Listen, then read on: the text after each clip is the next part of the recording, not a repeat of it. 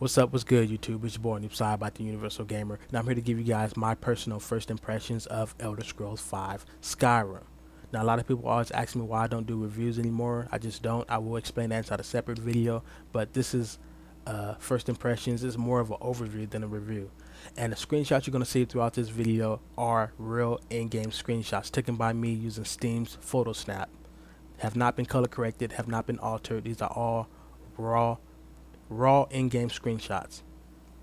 That said, I got a list of things on my notepad that I want to talk about within the game and my first impressions of these things when I first experienced them and stuff like that. So we're gonna get it started off with the first thing I got up is that the enemies are way more tough inside this game. They will try and kill you. They are out to kill your ass. You step on their turf, you go into their canyon, you go into their dungeon, you go up on their campsite, they will try and slice your ass in half, and your health drains faster in this game. It's no more of Oblivion's block, slice, block, slice. Even if you do block an attack, come on now, you got hit with a heavy ass war axe. You're still going to take damage a little bit, depending on how strong your block skill is, depending on how strong that person is that's fighting against you, depending on what weapon they're using. You're still going to take a decent amount of damage. You still got to act accordingly. You can't just block, slice, and I appreciate that with this game. And if you're not blocking, you think you're just gonna run in and not block and use all kind of magic and stuff like that, and do all kind of crazy stuff, and keep on getting hit without blocking. About 3 or 4 hits, depending on what weapon the enemy is using, you're dead. I experienced it already. I experienced a one-hit death already. So this game is tough, and I like that. Some of these core or casual gamers that's playing this game may not like that, but what are you doing playing this game if you don't like that? Next up, which is the main thing, that's a small thing, but sometimes a small thing can make a big difference. And this small thing made a big difference so much to where this is the main thing that's still making me the happiest with this game. You are able to activate multiple quests at once. No more of this activating one quest at a time, trying to see where it's at, if it's closer than this quest, and you got to activate that quest to see which one is closer and see what you need to do with that quest. Now you can activate as many quests as you want. Bring up your map, move your mouse cursor over in particular quest marker and see exactly what you need to do inside that in particular area.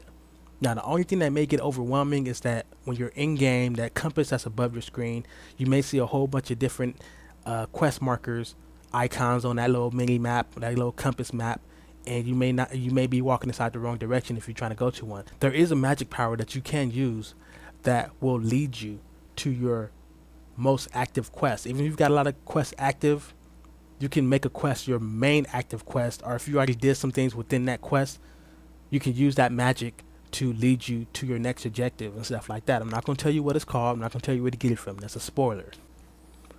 Also, speaking of quests, quest markers show up on people and on doors this time around.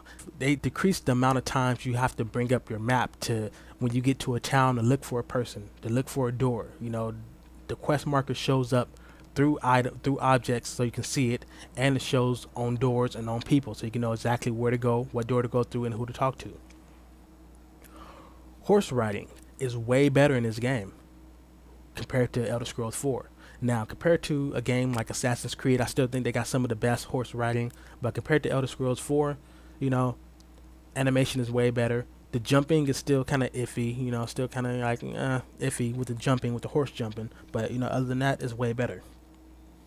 Weapon and item crafting feels more realistic. No more of this repair hammer, ding, ding, ding, ding, ding, ding, ding, ding, ding, ding, ching, ding, ding, ding, ding, ding, ding, ding, ding, ding, ding, ding, ding, ding. No more of that. No more of sitting in the menu, ding, ding, ding, ding, ding. No more of that, Now you actually got to go to, depending on what you need to do with your weapon, you got to go to each little weapon tool. You go to the sharpener to sharpen your sword. You go to the little leather thing to increase your armor and stuff like that. You find all these little raw materials and you put them all together and stuff, and it's more better. The crafting is way more better, and your character does an animation to what you're doing. Depending on what tool he's using. Towns are better designed, way better designed. You get to a town, and before you even go within the walls of that in particular town, there's a lot to see, a lot to do before you even get inside. There's farms, there's people to talk to, there's people on their scout towers outside the walls of that town and stuff like that, and you actually capture little things that goes on in real time while you're doing your own little business, like a lion chasing down, a deer or something like that, or these people fighting these, these bandits outside the town walls, the temple walls, or whatever. It feels more authentic, and the towns feel more better. Feels, they're built good too. Just the way they built the towns feels more of. It feels good. I can't explain it. It's just something about it. It's better.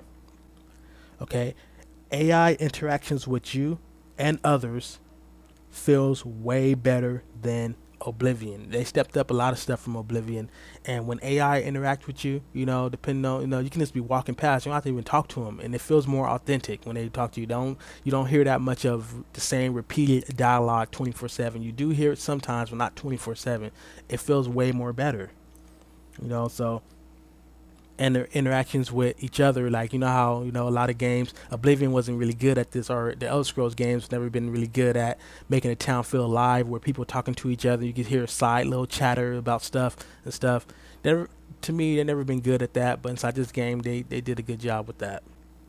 And the quests feel way more better. It feels like you're part of a quest instead of just you still have these quests where, go to this canyon or go to this dungeon and get this item for me, but the way it's done, the way you interact with the characters within the game, it feels more better. It feels way better.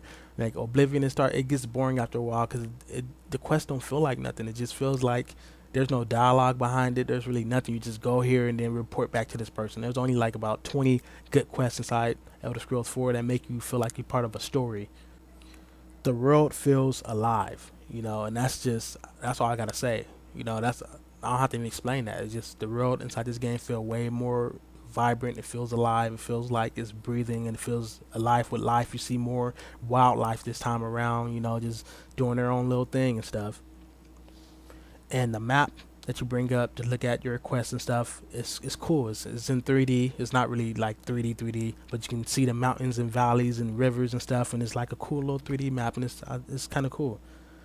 Graphics is way better, and and the weather effects is better, compared to any other Elder Scrolls game. The rain looks more better. You see the little raindrops on the water. I got a screenshot inside here that I showed that, and you can see, when it's snowing, it's like foggy, so you can't really see that far out, and it's hella better. The sound effects are great, a huge step up from Oblivion. Especially the bow and arrow. Man, you shoot that bow and arrow, dude, and you hit somebody, it sound like, just from the arrow leaving the bow, just from, man, it sounds like it. It sounds authentic. And one of the main things a lot of people complain about, the facial animation on these characters when you talk to them, they still kind of stiff. They still kind of, it's like a robot, kind of a little bit. But now when you talk to someone, everything around does not freeze. You can still you still hear side conversation. You can actually look around now. You can actually be walking around as that person's still talking to you. You can leave out the dialogue box and be walking, and they'll turn and face your way as they're talking to you. I know it's something that a lot of games already done before, and this game should have been had, but it's cool, And a couple of things I realized that, I didn't really too much like inside the game, and it's not nothing that's gonna make or break the game. One, there are a couple of small little bugs, but the game is huge, so you're gonna experience some small bugs. You already got some pictures of that inside there. The little mammoth thing on top of the other one, probably was trying to do it or something, but those on top of each other. When I got killed or whatever, there was this one little mountain area to where if you get killed, you'll fly up in the air like miles away. And then I had this horse, and once I got off my horse on that in particular mountain, the horse like flew away somewhere else and stuff. Like, what the heck? So it's kind of creepy and crazy. Also, kind of a big grief. This may be the only biggest one compared to anything else, is that you cannot see your character. You can put a lot of armor on your character. The only way you're going to see your character if you're playing inside third person. Other than that, there's no screen for you to see your character. There may be an update where they're going to come out with where you can see it, but you can't now. And also, when you're infected by a poison or infected by anything, or it doesn't show. Like, you don't got no, well, at least I didn't see it. I looked throughout the whole menu, and it doesn't show, oh, you're infected by such and such, or you're sick by this in particular thing. Like, it don't show it. It just, you can't even tell. Unless the only way you can tell is people keep on saying, oh, you look sick, So that concludes my little overview of Elder Scrolls 5. Skyrim, if you haven't picked this game up, been a skeptic of picking it up, but you loved Oblivion, then if you loved Oblivion, then you're gonna be in love with this game. You know, it's easy to love something, but be in love is a whole different thing. You're gonna be in love with this game. So whether you're picking it up on console or PC, they both look good. They both look gorgeous. And that said, thank you guys for watching. And I'm out. Peace.